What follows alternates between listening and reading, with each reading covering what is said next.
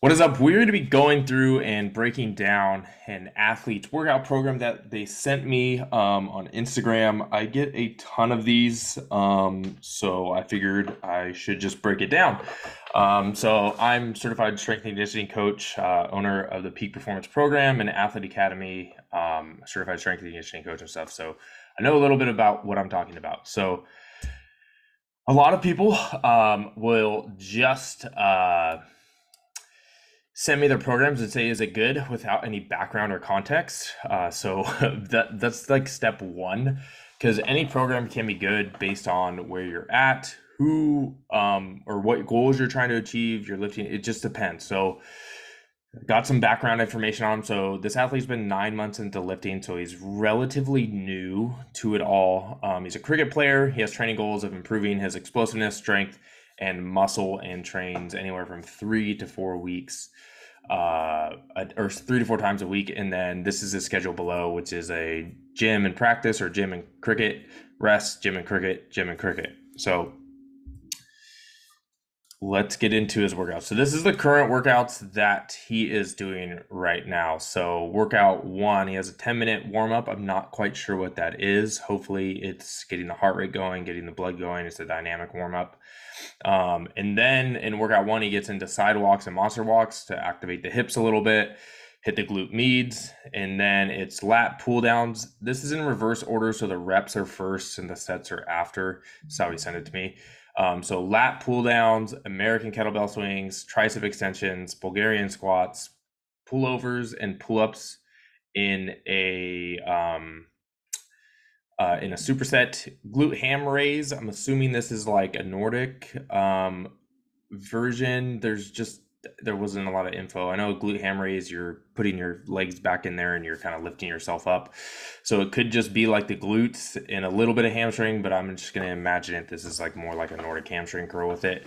And then elevated Spanish squats, hammer curls, and Palloff press. Before getting into med ball work, we have overhead slams bowling. I'm not quite sure what that is, but I'm thinking it's just straight down.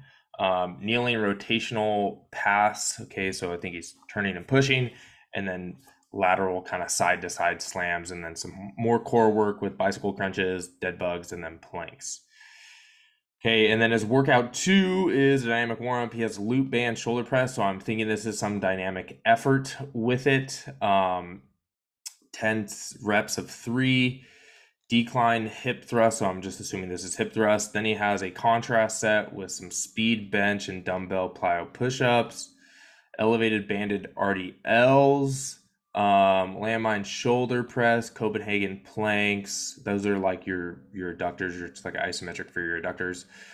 Dips and push-ups, supine hamstring raises. So supine, not quite sure what that one is. And then core, heel touches, Russian twist, dead bug crunches, side planks. Okay, so let's get into the good stuff first. So the good, it's full body on both of them. There's a little bit of unilateral work with the Bulgarian split squats, unilateral strength work. There's a good decent amount of like rotational power, core stability, and strength. And then over here we got some, again, full body. Seems to me there's a little bit more on, like with the speed bench, there's a speed velocity component for the power and explosiveness. He does get into all 3 planes of movement here, so frontal, sagittal, and transverse, which just think of that as rotation. So vertical up and down, left and right, and then rotation. And then he has he hits the posterior chain a little bit more. So the first kind of recommendation that I have overall is to just organize anytime I'm building out a plan. So when I do this in the Peak Performance Program, when I do this for Athlete Academy workouts, like we always organize it into a structure or a framework so we don't miss or don't over, stimulate certain, like we're not overworking certain aspects. It's not just a bunch of vertical pressing or a bunch of pulling where we're overdeveloping certain parts of the body. Now, if you have very specific goals of like bodybuilding or you have lagging muscle groups, that's a different story. We want to hit those a little bit more. So always organize it into a structure or framework, and be detailed with that. And then include all three planes of movement. So you have a little bit of it, but if you're a cricket player, you're going to need more. Like the most forgotten aspect in a lot of programs is the frontal plane, so lateral work. That's a majority or a very good amount of what we're doing um, in sport, and typically with most training exercise, it's very up and down. Okay, we tend to lack the lateral left and right, and even the horizontal work that's needed.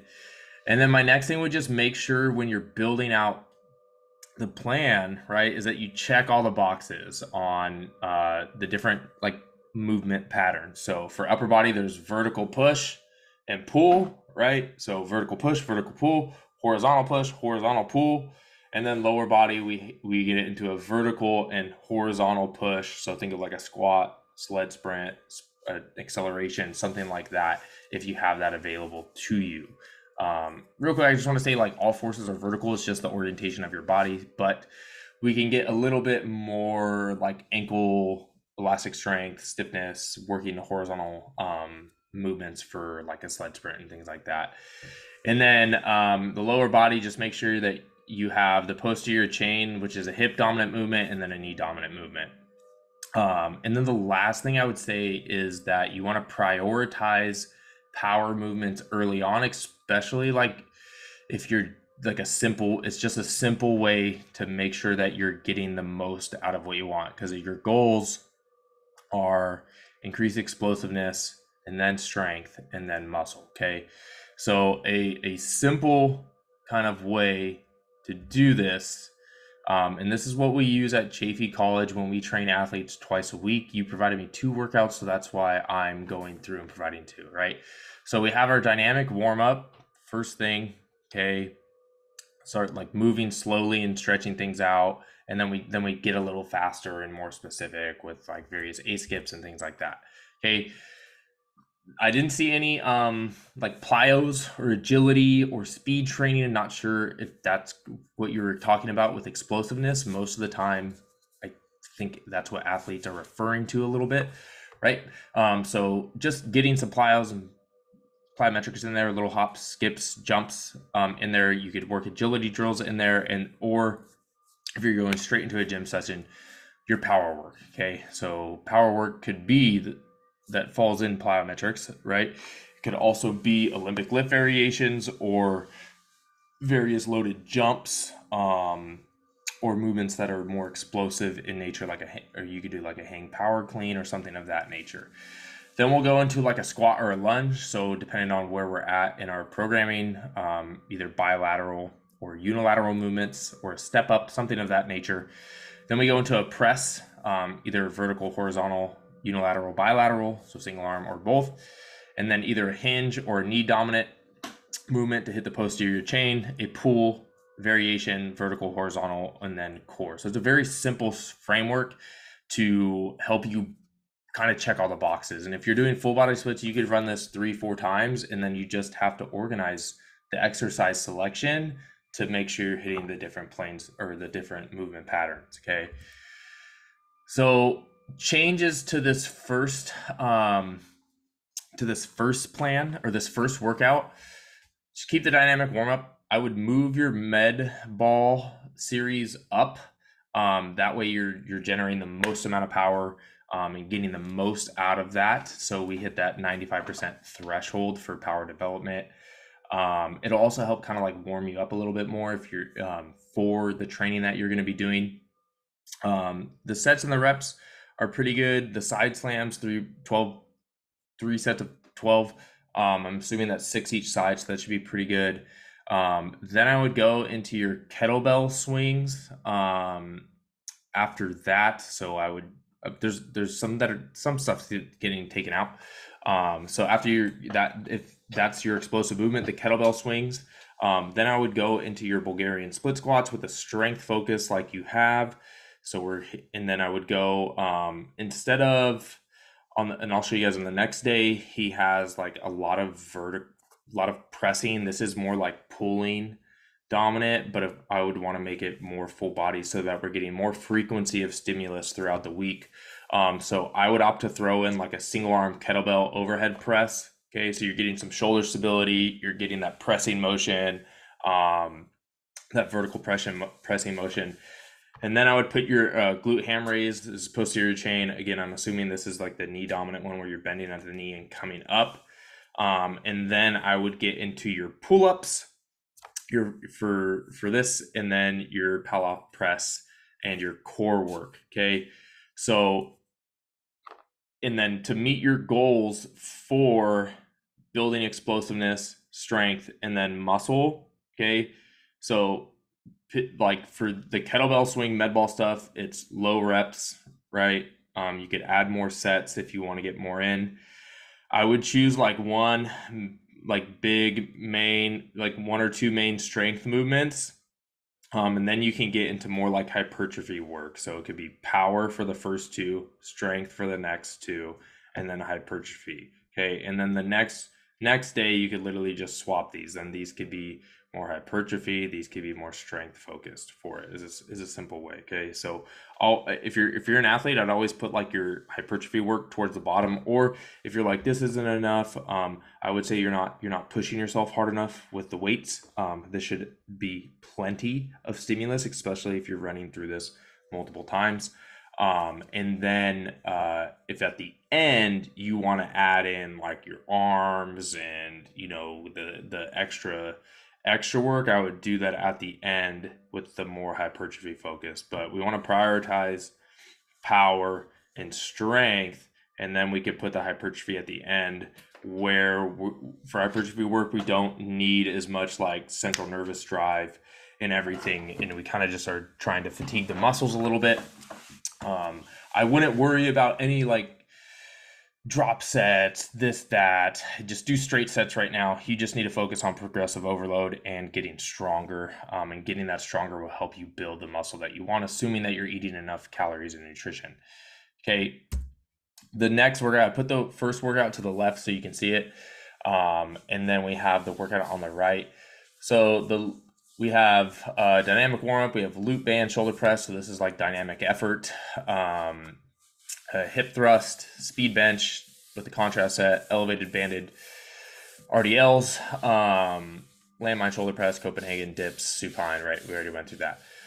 So I would have a horizontal power movement. So this med ball series is more power rotational. And then you have another power movement hip hinge. So we're going to work power on the other spectrum for your quads and like vertical and horizontal. So I would do a sled sprint for horizontal power, and then something like a trap bar jump. It's an easy way. There's not the technique's pretty simple, and you can put max effort into it and get a lot of great power and explosiveness type stimulus to help yourself out. Then that's our power work. Then for our squat, our lunge, this is kind of already quad dominant a little bit. So this will be a lot of a decent amount of fatigue on the quads, but I don't think it should be enough with just 2 times a week. It should help aid in the strength and hypertrophy that you're looking for with the added volume and metabolic stress. But I would do something like a lateral lunge. Okay, so this is bilateral vertical power. This is unilateral horizontal power. And then I would do a strength, which is unilateral and lateral. Okay, so you're working that frontal plane a little bit more, hitting the glute medius and things a little bit more. Then I would just do straight bench. Like the first thing, in order to help you get more powerful, like you need to build your strength first. That's going to be the biggest beneficial for you at the current stage that you're at. As you progress as an athlete, 3, 4, 5 years down the road, then I think like adding bands, doing different methods, conjugate, contrast, cluster, all those different ones, then I think that stuff can help you out, but I just don't think you're at a place right now where you really need that. Those are some of the methods that we use inside of the peak performance program because our athletes are a little bit more developed and have a lot more training experience and really looking to kind of go to the next level. But at this current state, I don't think you need to really go into that a whole lot. So with that, I would I don't know what reps you're doing, but again, this would be 3 to 5 sets, 3 to 5 reps for the power work. For the strength work, I would do anywhere from like 4 to 8, probably starting at the higher range with where you're at and working your way down. Same thing over here. I left the banded RDLs in there for you because that's just what you have in there. But I think you could really just, again, progressive overload, standard RDLs would be plenty good for you right now. And then we're getting into a dumbbell row with a horizontal pull. Okay, so this was more vertical over here with the pull-ups. Get a horizontal one in here, and then finish off with your core. Again, like I said, if there are specific things that you want to target on your body, like rear delts, lateral head of your shoulder, you know, calves, things like that, I would throw those more at the end of your workout for the hypertrophy focus if that's what you're going for. Okay. That is really the biggest things that I would make the adjustments. Again, you can see how it's planned out, right? You could literally take this, okay, and take this day and then change the exercises a little bit with different exercise selection to help you out with that. So I hope this is helpful. And then if anyone who's watching this has any questions, go ahead and drop them down below. This is definitely more for a beginner into high school, maybe like first couple of years in training with it. So, yep. I will see you guys later, and I hope this is helpful. So if you found this helpful, like, comment, subscribe, and I'll see you guys in the next video. Peace.